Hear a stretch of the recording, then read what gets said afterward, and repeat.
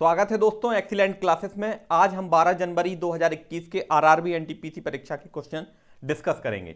तो आपको मैं ले चलता हूं क्वेश्चन नंबर 1 पर। विषाणु निम्न में से किस प्रकार की प्रोटीन पाई जाती है? तो मैं आपको बता दूं कि जो अभी वर्तमान में कोरोना वायरस का भी अटैक चल रहा है। कोरोना बेसिकली क्या है? वायरस है। और कोरोना बेसिकली क्या है? एक विषाणु है जिसमें डीएनए और आरएनए प्रोटीन पाई जाती है। अगर बात करें सिर्फ कोरोना की तो इसमें आरएनए की डबल हेलिकेज होती है। क्वेश्चन नंबर 2 पर आते हैं।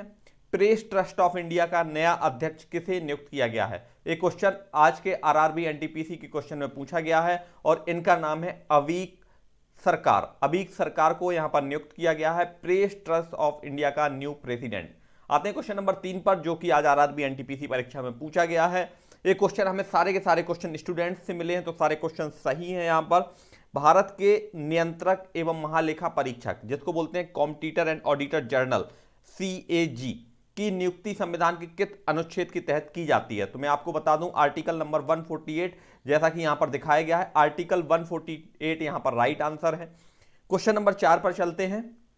क्वेश्चन नंबर 4 है यहां पर, Asia game changer of the award किसे दिया गया है? तो आपको मैं बता दूं 2020 game changer of the year 2020 का जो अवार्ड है इसके लिए चुना गया है सैफ विकास खन्ना। जो विकास खन्ना है बेसिकली ये सैफ हैं और इनको चुना गया है एशिया गेम चेंजर अवार्ड के लिए।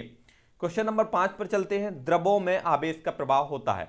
तो जो भी द्रव होते हैं, जो लिक्विड फॉर्म में होते हैं, उनमें आवेश अर्थात चार्ज का जो प्रवाह होता है बेसिकली आयन के द्वारा होते हैं। जैसे कि हम जानते हैं आयन दो प्रकार के होते हैं, पॉजिटिव आयन और नेगेटिव आयन।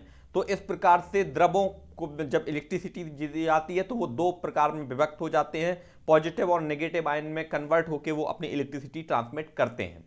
क्वेश्चन नंबर 6 पर आते हैं। कंप्यूटर के कार्य करने का सिद्धांत क्या कहलाता है? तो कंप्यूटर बेसिकली प्रोसेस के वर्किंग प्रिंसिपल पर काम करता है। The working principle of computer on which it depends is known as process. Question number 7 पर चलते हैं। यूपीएससी का नया अध्यक्ष किसे चुना गया है? UPSC means union public service commission, अर्थात संघ लोक सेवा आयोग का नया अध्यक्ष चुना गया है प्रदीप जोशी को। इनका बेसिकली यहां पर धौलपुर हाउस न्यू दिल्ली में इनका ऑफिस होता है। यूपीएससी का जो चेयरमैन होता है वो बेसिकली नियुक्त किया जाता है यूपीएससी के सारे कार्यभार को देखने के लिए।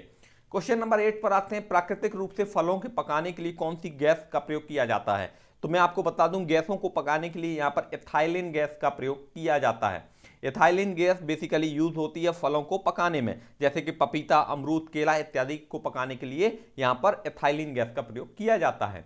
क्वेश्चन नंबर 9 पर आते हैं। भारत में सबसे पहले कौन से राज्य में पंचायत राज प्रणाली शुरू की गई थी? तो मैं आपको बता दूं सबसे पहले राजस्थान में पंचायती राज व्यवस्था शुरू की गई थी। 3 टियर ऑफ गवर्नमेंट, अर्थात त्रिस्तरीय जो सरकार होती है, सबसे ऊपर केंद्र सरकार, फिर उसके ऊपर राज्य सरकार, फिर होती है पंचायत राज प्रणाली। तो राजस्थान में सबसे पहले ये शुरू की गई थी।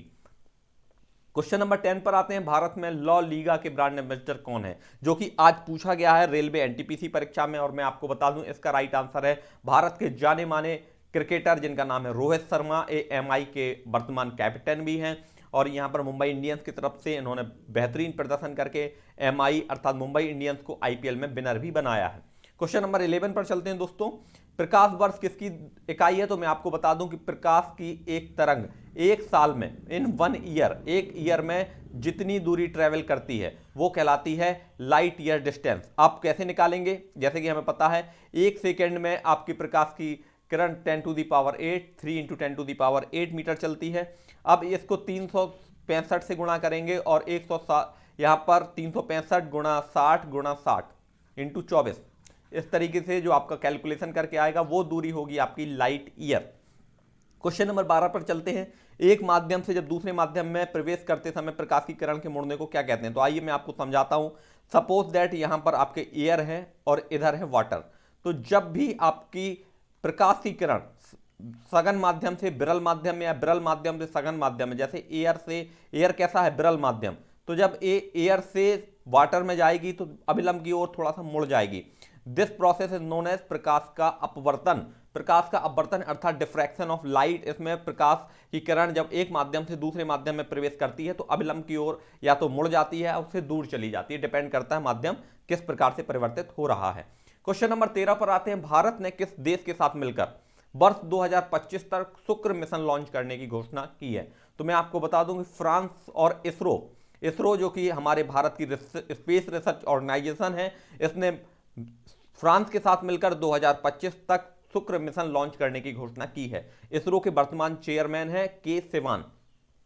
क्वेश्चन नंबर 15 पर आते हैं, हुमायूं नामा की रचना किसने की थी? तो जो हुमायूं की सिस्टर थी उनका नाम था गुलबदन बेगम, और इन्होंने हुमायूं नामा की रचना की थी। इसमें हुमायूं के पूरे जीवन चरित्र को वर्णित किया गया है। गुलबदन बेगम ने हुमायूं नामा की रचना की थी। ये आरआरबी एनटीपीसी में आज पूछा गया है। क्वेश्चन नंबर 15 पर चलते हैं, किस राज्य सरकार ने गोधन न्याय योजना शुरू की है? तो मैं आपको बता दूं कि बेसिकली ये क्वेश्चन जो कि हमने करंट अफेयर के वीडियोस में भी देखा था, हम करंट अफेयर का वीडियो भी आपको प्रोवाइड कराते हैं। आप करंट अफेयर और भी अपडेट्स के लिए हमारी चैनल को सब्सक्राइब कर सकते हैं, एक्सीलेंट क्लासेस, जिसमें हम आपको सारा स्टडी मटेरियल और जॉब रिलेटेड न्यूज आपको देते रहते हैं। क्वेश्चन नंबर 16 पर चलते हैं, पाटलिपुत्र अर्थात पटना नगर की स्थापना किसने की थी? तो ये उदयन ने की थी। पाटलिपुत्र जिसे वर्तमान में पटना के नाम से जाना जाता है, पटना, इसकी स्थापना किसने की थी? उदयन नामक शासक ने की थी। क्वेश्चन नंबर 17 पर चलते हैं, सहरिया जनजाति किस राज्य से संबंधित है? तो जो सहरिया जनजाति है दोस्तों, बेसिकली राजस्थान की ट्राइब है, जिसको हम जनजाति के फॉर्म में जानते हैं। तो सहरिया जनजाति is related to Rajasthan. Question number 18 पर आते हैं, सती प्रथा का विरोध किस मुगल बादशाह ने किया था? तो सती प्रथा एक ऐसी कुव्यवस्था थी, ऐसी व्यवस्था थी, अगर किसी महिला का पति अगर मृत्यु हो जाए उसकी, तो महिला को जिंदा जला दिया जाता था उसकी चिता के साथ। इसलिए इस प्रथा का विरोध मुगल बादशाह अकबर ने भी किया था।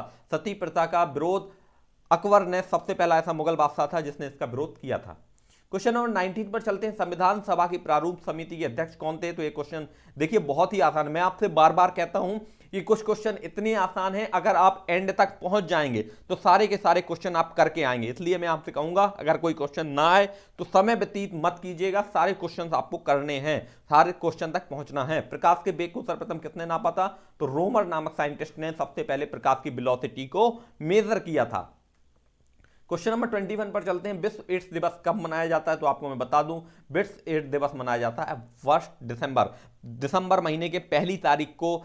एड्स रोकथाम दिवस, जिसको हम विश्व एड्स दिवस के रूप में जानते हैं, ये आरआरबी एनटीपीसी में आज पूछा गया है। देखिए कितने सरल क्वेश्चन है, सिर्फ आपको दिवस याद करने हैं और कुछ इंपॉर्टेंट फैक्ट याद करने हैं।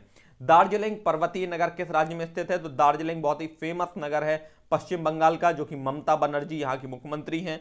यहाँ पर पश्चिम बंगाल दार्जिलिंग के लिए जाना जाता है। बहुत से यहाँ पर पर्यटक दार्जिलिंग पर्वतीय नगर को सैर करने के लिए जाते हैं। तो ये सारे इंपॉर्टेंट क्वेश्चन आरआरबी एनटीपीसी परीक्षा के थे।